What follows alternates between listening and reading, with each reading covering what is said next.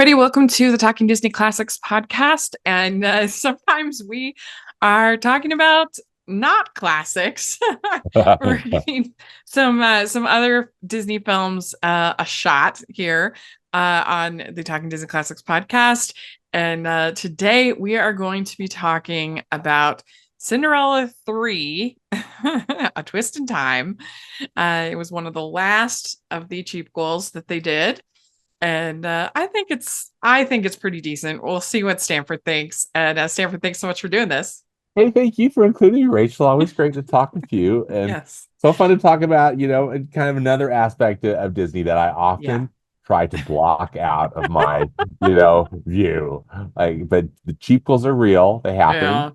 and I think in a lot of ways they kind of, they've been replaced by expensive remakes, but Yeah. I mean, still stuff that's happens. we talked about this when we had Mark on, but that's kind of an interesting question. It was like, which is worse, the cheapquels or the live action remakes? All of the above. I do think that the live action remakes have been more damaging to the brand and to animation as a whole. Yeah. And Yeah, I know, I agree completely. yeah, Oh, yeah. then that I think in comparison, yeah, these cheapquels, they might be kind of cash grabs, but they're kind of just forgotten and they're relatively harmless. Yeah. Kind of thing. but but yeah, this Cinderella 3 was one of the last ones that they did. And this was 2007. And so I think it might have been the last one. It was right toward the end when Yeah. Laster was shutting them down. Yes. And it just says one of the last on Yeah. One of the last, if not the last, right? We'd have to look at the timeline. yeah. Maybe there was some other one that snuck in there. Um, but yes. Yeah, They and so I think that this is a really good Wikipedia on this one Yes. with plots. Thank you for sharing that. I was able to Yeah, digest all of that, and it yeah, has a ton of information, which really kind of good surprised me because information. a lot of times for movies like this, it's sort of hard to find much about the production. But Yes. they have a ton of quotes particularly from the director, Yes. Frank Neeson. And he basically says that he knew about the reputation of the studio. He knew about what was happening, and he just decided he was going to try to make the best movie that he could. And I think that he says Neeson opted to ignore the studio's negative reputation and focus on simply making the best film that he possibly could make. Yeah, Neeson, the negative yeah, reputation of Disney Toon Studio, right? yes, Yeah, yes. yeah, yeah. And it says Neeson maintains that Disney executives allowed him much creative freedom to fulfill his vision. Despite essentially being an alternate retelling of the Cinderella fairy tale, the director was not influenced by other revisionist tales popular at the time. And so I think that I appreciate that. I Yeah. guess the reason why I think this one is worth talking about is I do think in the world of these cheapquels, this is one where it does you can tell that somebody was actually trying to make Yes. a I decent agree. movie here. Yeah, I agree. I'm really excited to dissect some of this with you, Yeah. and I'm so glad you brought up the director. Uh, it was it was interesting to me to know or to learn he directed Pooh's Heffalump movie Uh, in 2005. So, he had some experience in the space, yeah. within Disney Toon Studio, and I think that played well. And I just appreciated reading these quotes, and as you said, it's evident in the film. And I know we'll get to some of the stuff, but it's definitely Yeah. evident in the film that Yeah. somebody actually cared about some stuff. Yeah. Yeah. Yeah. There was effort. Yeah, I'm trying to think of sort of the other ones. I do think that the both of the Lion King ones are pretty decent. I think they're watchable. Like the one is basically just a parody. The two and a That half, I think one it's and a half or whatever or they one and call a it. half. Yeah, Yeah. that one is basically just like the jokes. Like it's fun. I think it's fun. And then the actual Lion King 2 is think it's okay. I think it's all right. Like it's one of the better ones. I actually think the Little Mermaid Ariel's Beginning is I mean it's just basically Footloose and underwater. Like it's like That's right. decent. Uh, Footloose in Atlantica. yeah. I mean none of those are good. Maybe one of the we could do an episode on the Lion King sequels, Yeah. maybe, but um I don't know if there's any that like we couldn't do a whole episode on Ariel's Beginning. Oh my gosh. But it's certainly Ariel's Beginning is definitely better than Ariel Little Mermaid 2, which is terrible. It's just the same exact story, except for Just flip. it's Ariel's child is Yeah. wants to be in the ocean. It's just flipped, yeah. Yeah. Trying to think if there's any others that are like watchable. They're decent. Not Yeah. the 101 Dalmatians one is actually like semi decent. It's kind of fun that uh there's this like painter who is like obsessed with spots and paintings with spots, and so he becomes kind of obsessed with the puppies, and that one's pretty decent. That's all I got. The rest are terrible. Bambi 2. Bambi 2 is actually not that bad. Oh, gosh. That's it. That's the See, end. and some of these, I just didn't see. I just because Yeah. I just couldn't bear it. This one I think I saw, Rachel, because one of my good friends, um, he and his wife have daughters, and they, I think it was on like when I was at their house. It wasn't like we all got together and watched it. Mm. So it's like the kids were watching this video while we were like having an adult, the adults were chatting. But I think that was my only exposure to this one. I really am not sure I had ever really watched it start to finish. So I Yeah. thank you as always, Rachel, for helping me just like watch something, just like chill Yeah. and watch. I mean, it's definitely let's for sure a million times better than the Cinderella 2. Oh yeah, Cinderella 2 takes me yeah. to a dark place. It's Cinderella so 2 much. is horrible. And that one I remember, I think that one I did watch at my friend's house with his kids. And Oh I remember no. thinking, oh my gosh, this is the most horrible thing I've ever seen.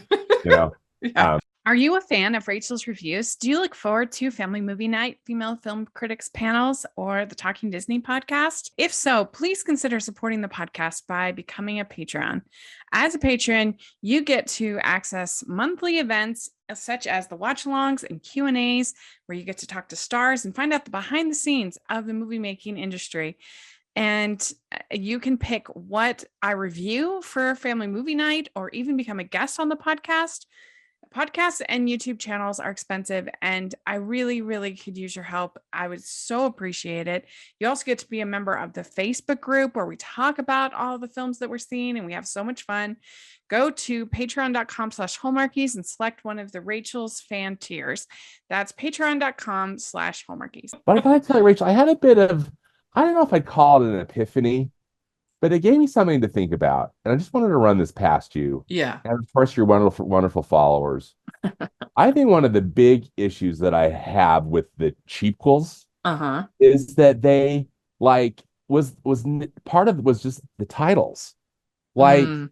calling it like Cinderella 2, and then Yeah. of course they have the tagline, and then Cinderella 3. And I know that they are a quote unquote kind of continuation, right, of the classic story, Uh-huh. right? But I was thinking about how the Little Mermaid, for example, they made an animated television series, right, about that Yeah. I think it ran from what, like 1992 to 1994, Uh-huh. or something like that. And I believe the same was for Aladdin. Like Aladdin Oh yeah, definitely. There was an Aladdin had a show. TV series. Yeah. So those even though I thought the animation Lilo and was Stitch had a Lilo TV and Stitch, show. yeah. So even though the animation is, cheap, and I mean, not, you can't really compare it to the amazing work that gets done within the feature animation division. Still though, having these series, for whatever reason in my brain, Rachel, it didn't bug me. Like it's just like, okay, we get to spend not that I watch them faithfully either. I probably watch more of the Aladdin ones than anything, just because I love Aladdin. Mm, Just love those characters so much. yeah. But I uh it didn't bug me. And I was thinking, I wonder if a lot of the problems I have with the sequels is the title. Like if they had just called it, like if it was just like it Like, more adventures with Cinderella, yeah. and Like, I then wonder if it was that you're able to with the TV show to sort of treat it more fan fiction-y, yes, where it's like this yes, is, you perfect sort of feel example. it as this is part of the lore of the actual like Yeah, classic. rather than like the Cinderella trilogy, or the Yeah. Aladdin trilogy. I'm like, that is Well, so and then when stupid. they sold the DVDs that way, it was such a joke. As if anybody was buying Right. the Hunchback of Notre Dame for you get two classics Yes. in one, Two right? classic Yeah, films anybody is together. buying the You know, for the Hunchback Quasimodo too. saga. I mean, it's just, I don't know. I I just, can see number one, that. I I just, can see that. I mean, maybe the marketing people, if they felt like that was going to help them sell more titles, and maybe it did. Uh-huh. But that I think is one of the things that really I ticks me can see off. It's that. like Bambi 2. Again, like Yeah, it's all these unanswered questions. That's what we need to Bambi 2. Like, no, we don't. because most of them are midquels anyway. Most of them Yes, aren't even exactly. sequels. They're not even like proper sequels. So, The Beauty and the Beast ones, those are bad. oh, Those are bad. but again, if they weren't necessarily marketed or approached as like this is a quote unquote sequel, Yeah, rather than like these TV shows, like you said, like fan fiction, are like we're just spending more time with these characters. yeah. And I don't know. I can see that. I can see that. That's where I kind of had to go with this one with Cinderella 3, and it helped me. Treat it But like a just fan again, fiction, kind of. Yeah. yeah, rather than Hmm. like this is some official continuation of Disney's Yeah.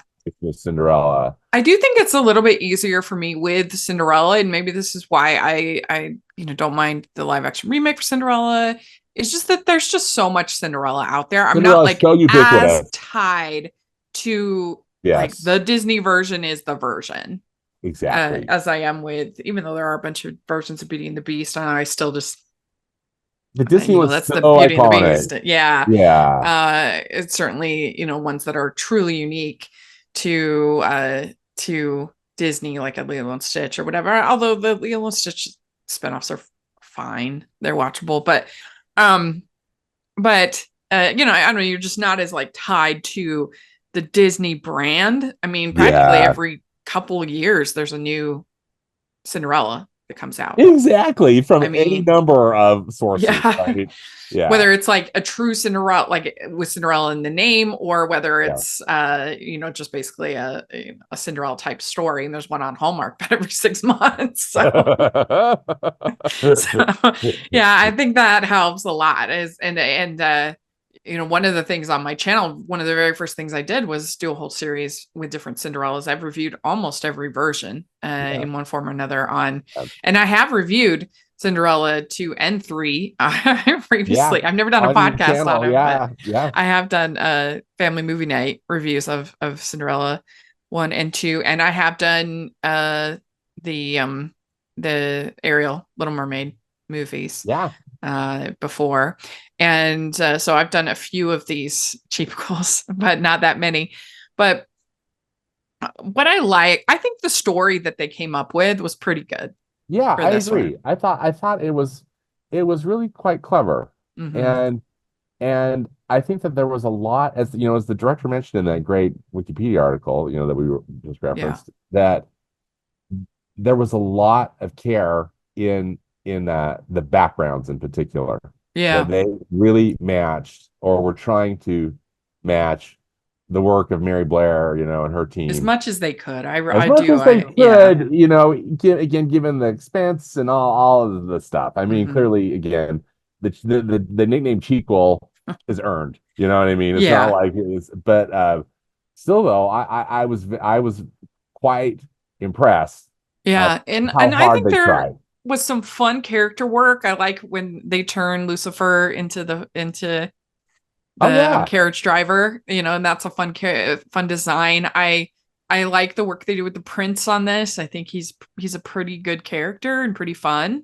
Yeah. I think Anastasia, I mean, especially compared to what in the second one, because in the second one she falls in love. I don't know why Anastasia is deemed as being the more sympathetic Yeah, of the they two. decide to make her sympathetic. I'm not Yeah. sure why. It's kind of a Always. continuation, right, from number 2.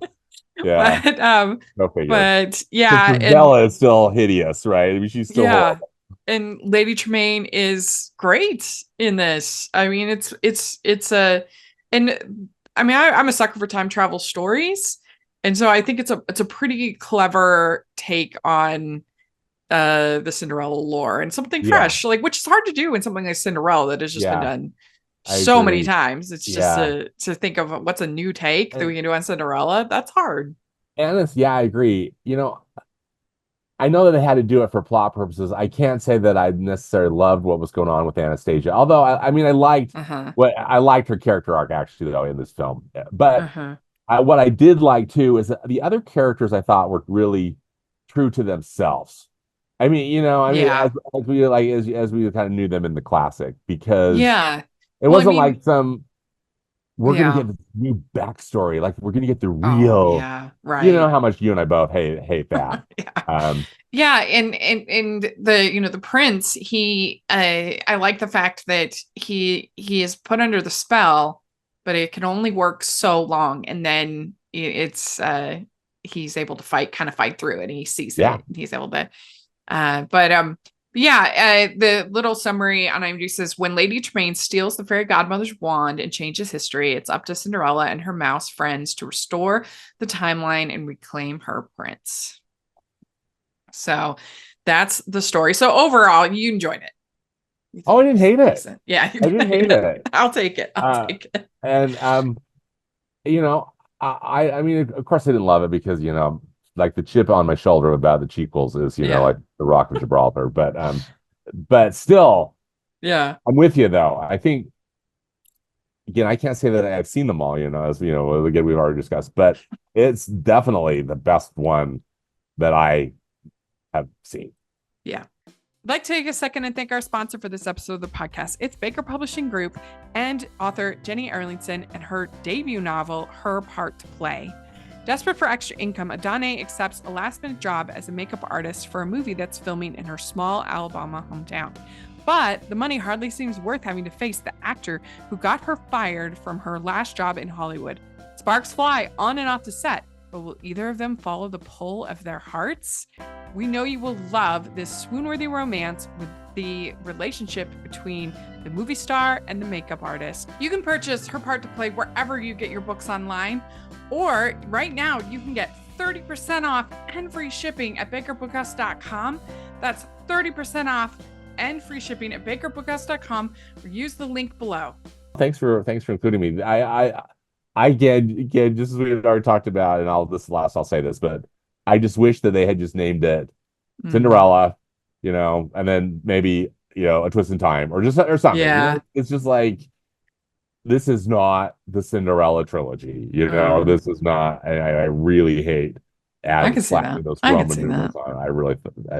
I think actually I would have probably even been much more open to it. Any of these had they stopped that hideous practice, I can see that. I didn't even think of that, but I can see it. Well, so it starts out with this song, Perfect Year, and they don't really have a ton of songs, but they just have this musical sequence, just being this idyllic existence for the prince and Cinderella, and then it goes to the stepsisters, and it's a fun little musical sequence. I think it's fun to really set it up, because it's their 1 year anniversary, right? Isn't that what they're celebrating? And so the fairy godmother's preparing this fun little like tea party thing, and then it's fun to see. You visit the Lady Tremaine and the stepsisters, and the house is just a wreck. I mean, they don't. And so then she finds the Anastasia finds the wand. I mean, the only thing that's a little bit like inconsistent is, I mean, time travel is always inconsistent, but it shouldn't all of the spells be over at midnight? That was that was one thing I thought was interesting. So I was glad, at least, as we had already talked about, that the prince's spell wasn't like permanent. Because But I yes, mean, I agree. yeah, I guess we don't know how long all the stuff was taking place, but there's no sense of like a ticking clock kind of happening, Yeah, you know. and when Lady Tremaine casts a spell, it's not like the fun little, fairy dust. It's this green, Yeah, which was fun because she has the green eyes yeah, in the like the original. green death ray is what I look like. It's from like the Yeah. Emperor from Star Wars, Hmm. like, throwing out the lightning beams from his hand. And so everything starts to get reversed. Anastasia can fit the glass slipper, and She and changes the size of the Lady Tremaine yeah, it's changes the huge size now. of the slipper with the Whatever net. you think happened last night was dream. I don't care what you do or where you go, stay away from the palace. Yeah, So yeah, that was good. And that's when we get More Than a Dream is the next song. And I do think that the Jock and Gus Gus were perfect. yeah. Uh, They were great. Just great sidekicks. like And that, they sounded exactly like, and Rob Paulson yeah, did the they did Jock, such a good job. and Corey Burton the Gus. He sounded exactly like them. Yeah, agreed. No, they did And a I great liked, job with that. again, how they were included within the context of the story. Yeah. Um, And this really was like, I mean, a celebration of some of the best voice talent. You've got Tress oh wow, McNeil, Chestnut, Russi oh Taylor, yeah. Holland Taylor, Rob Paulson, Frank Welker, like just incredible. Well, and Incredible. I think he's credited as CD. Anyway, the guy who plays the prince, it's the same guy. It's Christopher. Drawing a blank on his last name, but same guy, Oh, Barnes. Christopher Barnes. Yeah, it's like CD Yes. Barnes is what it's credited as, but I think it's Christopher Barnes, who voices the prince. Yeah, and Prince. he's Eric. Yeah, he's Prince Eric. Nice. Yeah, Yeah, yeah. Great. So the Little incredible Mermaid. voice cast. Yeah, Those terrific are voice some cast. those are some legends. But yeah, I thought that the Jock and the Gus Gus just sound exactly. And I think in Cinderella 2, the Jock turns into a human is the worst part. It is terrible. I hate Yeah, it so much. Well, it's just quick thing on the voice talent too. I thought it was very interesting in the Wikipedia article, Rach, that uh-huh. the director mentions that again that he left it really up to the actors. Yeah. He's working with pros, and they get to make an interpretation. We just wanted to make sure that basically we were giving them the words Right. that were going to fit these, characters, and Yeah. I appreciated that. I do too. I do Yeah. too. And so then the so she goes and claims to be the royal mouse catcher. And so there's, like antics with the mice, which just does also sort of feel in keeping with the original film. Yeah. All those different scenes And she has to get in the castle some way. Yeah. And so then Lady Tremaine uses the wand on Charming, because first he's like, that's not the person I danced with. There could be more than one person that could fit the slipper, which totally makes sense. I mean, yeah, absolutely. That's somehow never brought up in any version of Cinderella, which has like such unusual feet size, I guess. Her foot size is just like one of a kind. Uh-huh. And so that was kind of funny. And then Charming meets Cinderella as the maid. He recognizes her, but he's got that spell on there. Then we get, I mean, there are some definitely, like, in no world is this in any competition with the original film. We should say that out for, of course. You're talking about an animated masterpiece. This is not an animated masterpiece, but like, This so is just for more time with these characters. That's what I'm saying. Yeah, this is just it's fun, like a fun fan fiction kind of. Yeah, where you give us some more time with these characters that you really love. Yeah, and so there are some cringe parts, like this food fight. Oh yeah, with stupid. Giselle and Anastasia. That's no good. This cake and everything. In a way, though, I guess it helped that the only thing that made sense to me is that the king got to see that, and then he therefore that could kind of maybe color his view a little bit. Just like, wow, who is this girl? That we're forcing him to marry. Yeah. Yeah. Well, but I just feel like that these Anastasia and Drizella are awfully disobedient. For if you think if you had a mother like Lady Tremaine, you probably would be a little bit more careful. Yeah, it's weird, isn't it? Because she really lets them. I guess I they're just mean, spoiled, is the she's so, I mean, idea. yeah, they're spoiled and no discipline. They Hmm. have absolute zero self-control. Yeah. And in the original too, right? Yeah.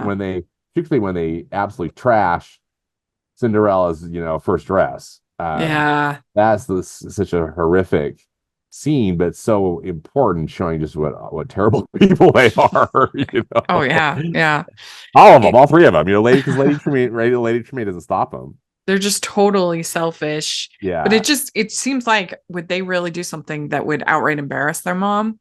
Probably not. But I think that's probably overthinking the food fight in Cinderella 3. yeah, But yeah. That food fight but is crazy.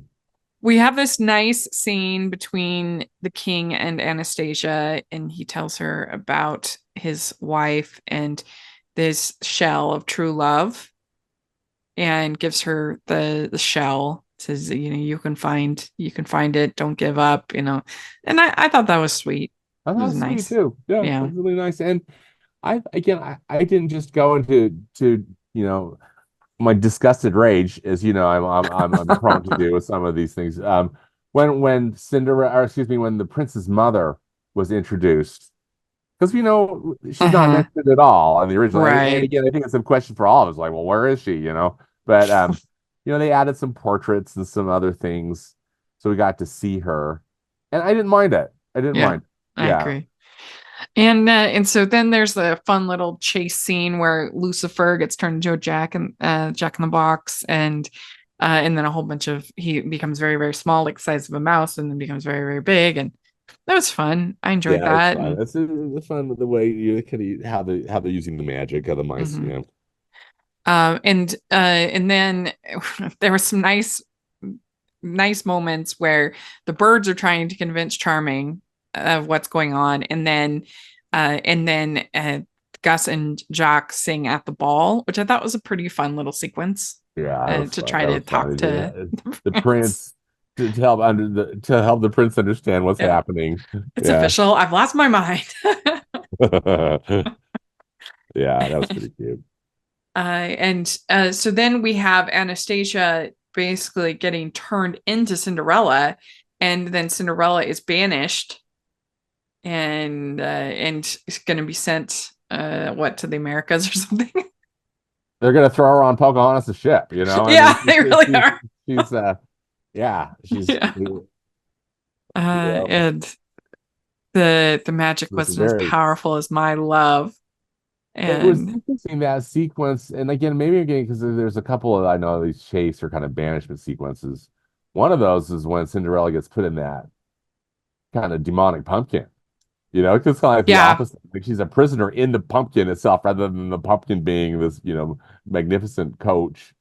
Uh, but then there's this one. Then she gets, she's getting thrown on the ship, and then the prince Uh-huh. has to come save her, which I thought was actually pretty great. That actually seemed very reminiscent of almost like a classic Hollywood film. That whole thing with the prince and the horse. Hmm. Uh, Yeah, I mean, and then there was a Fun. It nice was moment fun. too when he's like, where I think it's the king says, "You cannot go down the stairs," and so he's like, "Fine," and he just like jumps out the window.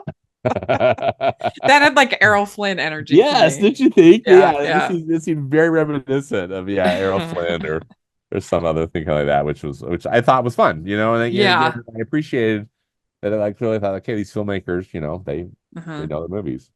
And yeah, she gets in the pumpkin, and then Lucifer becomes the carriage driver, which I liked that design. That was fun. Yeah, I was And just this, saying that was really great character design. yeah, and this action scene is pretty good. I think it's pretty decent as It's far as the exciting. action, Yeah, the chases and everything. And certainly that's something that you don't have in like the original Cinderella. Doesn't have any like action. it's very limited. Yeah, very It's limited. at midnight. The 12 strikes of midnight. When she's Yeah. trying to escape. Yeah. Hmm. And the I guess you've got the mice and Bruno trying to get the key up. That's about as action packed as Yeah. we've got. Yeah. We'd like to take a second and thank our sponsor for this episode of the podcast. It's the Hallmarkies merch store. Are you looking for that perfect gift for the postable, hardy, or Hallmarky in your life? What about getting that t-shirt or hoodie that will help you stand out at your next holiday party? Now is the time to check out the Hallmarkies merch store. Full of festive designs by artists like Jessica Miller, Carrie from Hallmark Comics, and more. You can even have more than just shirts, but totes, cell phone cases, notebooks, mugs, and more. And it isn't just Hallmark. We have designs for Anna Green Gables, Man from Snowy River, The Nanny, and more. Every purchase at the merch store goes to help support the podcast and allows us to make the great content you know and love. There are frequent sales, so go to tpublic.com/stores/Hallmarkies or see the link in the description. That's tpublic.com/stores/Hallmarkies. They said in the Wikipedia says, describing Lady Tremaine as the film's most anatomically realistic character, Neeson worked to preserve the character's non-cartoonish appearance in order to truly convey her evil, menacing nature. And I think that was successful. I do too. I thought they did. I thought they did. Actually, again, they were careful. I think they really tried to make those characters look like they did in the original, and I thought they did. Particularly Lady Tremaine. I thought, she was the one who I thought, looked the best. Well, and I do think that it is consistent with her character as far as everything that she does, and it is pretty chilling when she destroys Cinderella's slipper, and just sitting with like the shard, like the thing that you thought happened is going to happen, and you stay away from the palace and all that. Like, it was good. That was good too, Rachel, because again, I was so happy that it wasn't like, let's do this revisionist story that Lady Tremaine is just misunderstood, Right. Absolutely. And then make her all sympathetic. Like, no, she's Lady Tremaine and she's like pure evil. It's probably only because it's 2007 and not 2017, because that's definitely what they would have done then. Yeah. I mean, there's still going to be a Lady Tremaine movie, like a Cruella de Vil movie where she was just, she's just misunderstood. For sure. Because there can't be anything that's actually bad. Yeah. There can't be any real evil. Yeah. So everything just becomes super bland and meaningless. Yeah. Because there's no good, episode. There's no evil. Everything is just. Yep. Sucks. Yeah. Yeah. Excuse my French. Yeah. And like if you look and see what they originally had planned for Wish, it was so like they were gonna have the both the couple. It was gonna be an evil duo, evil king and queen, but they just couldn't do it, and so they had to make the queen sympathetic. They just can't do it, and it's too bad. It's made the stories so bland. Add some crappy songs, and there you go. Yeah.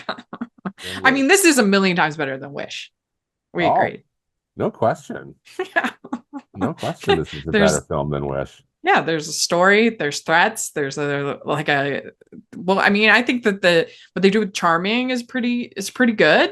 Prince Charming is a very good character. He's not just a prop. Right. Yeah. He's got some spunk to him. Yeah. And then he's got a good relationship with his dad. Yeah. Which see the pieces of that in the original. Yeah. With him, fighting up against the about getting married and stuff, and all of that, when the king's face gets red and red and red and red. And the paintings get bigger and bigger and bigger and bigger. Yeah. In the original. I think that's always so funny. But now Anastasia, she gets to the point because now she actually looks like Cinderella. And they're at the wedding. Well. Yeah, the wedding. And she says no. She says, I want someone to love me for me. Which is definitely cheesy, but it's a fairy tale. So I was fine with it. Well, and I was just, again, happy that Anastasia figures it out. Yeah. Was that I thought that was a good way to do it. That it's not that necessarily she gets humiliated or something, but she determines that herself. Yeah. And then Lady Tremaine goes like completely unhinged at this point with the wand. And that was fun. Yeah. Oh yeah. And classic, how are we going to take out this villain? You know, kind of thing, which is great, you know? We've got a real villain, and they got to figure out how to win. You know, I was just thinking is 2 examples of how bland modern versions of this is. You know, remember that Godmothered movie that they had on Disney Plus? Did I have to watch that? Yeah, you did. It was so terrible. I hated it so much. It's so awful. And then if you think about the Enchanted sequel, another good example. Oh. Yeah, that was bad. It was really bad. Yeah. So I hardly even got through it. I was like, oh, is it over? It was so bad. It's so disappointing, you know. What an example. But yeah. So then Lady Tremaine ends up turning into a frog, which was fun. Which is funny. Yeah. Yeah. And Anastasia, it was like a frog with her hairstyle, right? Right. Yeah. Which I thought was funny. Yeah, and so Anastasia says that I don't deserve the shell. She tries to give back to the king, and he says everyone deserves true love. And then the king says, "Does anyone want to marry my son?" And Cinderella says, "I do." So it's just very Cinderella sweet. Comes back it was cute, you know, because Cinderella had to continue to persevere through a lot of stuff in this movie. But she handled it like a champ, like she always does. Yeah. So Neeson, he says we didn't want him too modern, so he would appear like a nice guy from the suburbs. I still wanted that romantic kind of quality to the prince, so it was a very delicate thing. And I think I agree. I think that they succeeded in making him a dashing, like I said, that Errol Flynn kind of quality to him. It was really fun. And that they really, you know, cared about a character like the prince, you know, that wouldn't be just sort of a throwaway, and you could feel that. You really can. And again, that's another reason why I was just so impressed with it, because that could have been so easy for them to make the prince just super cardboard, you know. But they didn't.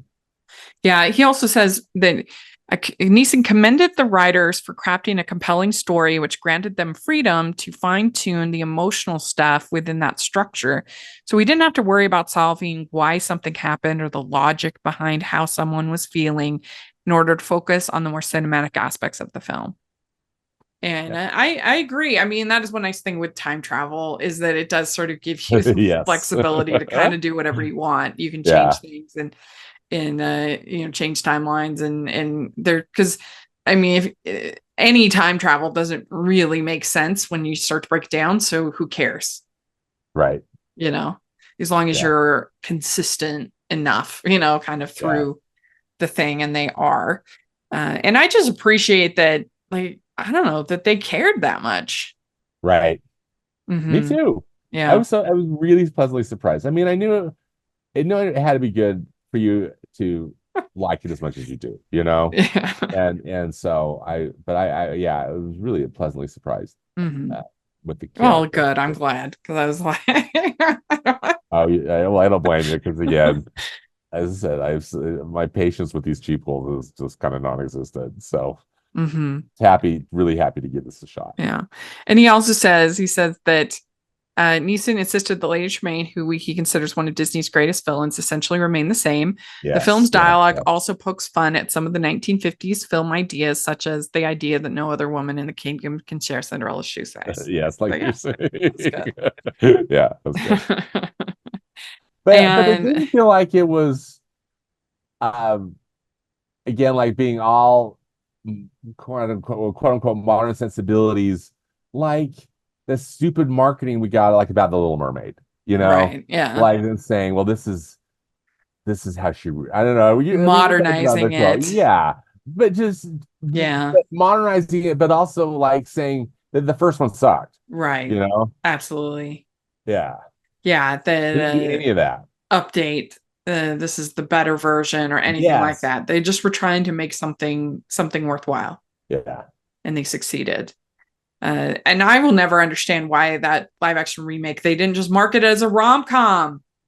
That was by far the strength of the movie. By far was the rom-com elements. And if they had just, I don't know, crazy. But anyway, what do I know? I'm only crazy. But then let's see here. They had the music. Michael Weiner and Alan Zachary wrote the original songs, and they wrote the songs for Cinderella too. They did, yeah.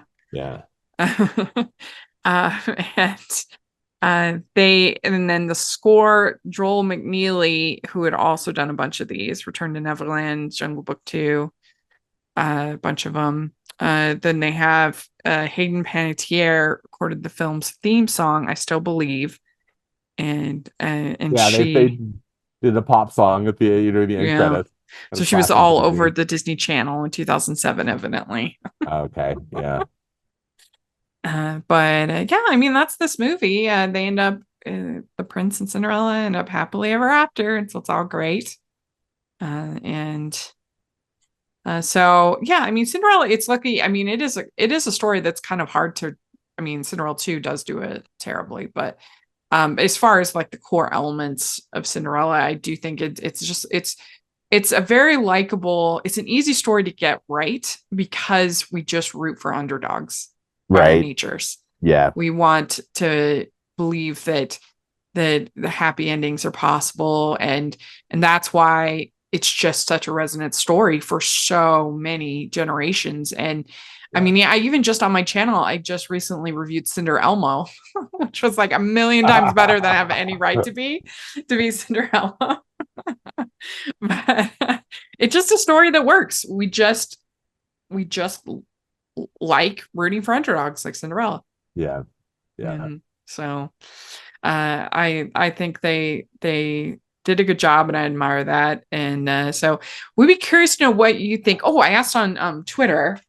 Yes, my Twitter followers thought. What do you wonderful followers have to say? My friend Claire, she says the best when Return to Jafar exists, and I said that's not even the best Aladdin sequel. And she said, "Don't make me come over there." And I said, "If we ever do an Aladdin sequels episode, we're having you on." There you go. Yes. Nostalgia Cast, he said, our friend Darren says, "I don't mind that it exists. That's my review." Our friend Jordan, he says, "This is good, like legitimately good." And I'd agree. And then our friend Fantastic Beast, she says, "Yep, it's good." Yeah, so that's what we got. And but yeah, I think it's generally reviewed as one of the better of the sequels, of the sequels. And I think people can see that, they actually tried with this one, and I appreciate that. So I think if you're listening, let us know what you think of Cinderella 3, and which ones do you think are the best. Maybe there's ones you think are better. Let us know, and which ones you think are would be worth us taking a look at. No promises, but let us know. We would love that. And so it's kind of fun. I mean, because our first episode that we ever did was on Cinderella, the original. So that's the original. Yeah. And we're almost at 100. So amazing. So again, let us know what you think. And I guess you can be glad that I didn't make you for those yearly rankings. We didn't do the cheap goals. Thank you. We're only doing theatrical releases, although some of these cheapos did get put in the theater, but this thankfully didn't. The other ones that we didn't do is things like the buddies, Air Buddies. Those, we weren't as that could have been worse. I know. Run away. So anyway, well, there we go. Again, let us know what you think, and check out our entire playlist with all of our episodes. And we'd love for your thoughts on every single one of them. And we should have some fun stuff coming out in the next couple of weeks. And Stanford, where can people find you? I've got a movie podcast that's at moviespastandpresent.com, and find me on Instagram. My handle is at moviespap, as in past and present. Right. And you can find me at Rachel's Reviews, all over social media, iTunes, YouTube, and on Rotten Tomatoes, and at Disney Talking. You can find our Twitter there. And you can also find me at the Hallmarkies podcast. Check that out. If you are listening on iTunes, please leave your ratings and reviews. That really helps a lot. And if you are listening on YouTube, please give the video a thumbs up and subscribe to the channel. I would really appreciate that. And check out our Patreon group. That's the biggest way you can support us. Lots of cool perks going on there. And check out the merch store and hashtag Animation Junkie shirts, and you can get I'm an Animation Girl over there. Take a look at that. And thanks so much, everybody. We'll talk to y'all later. Bye. Bye.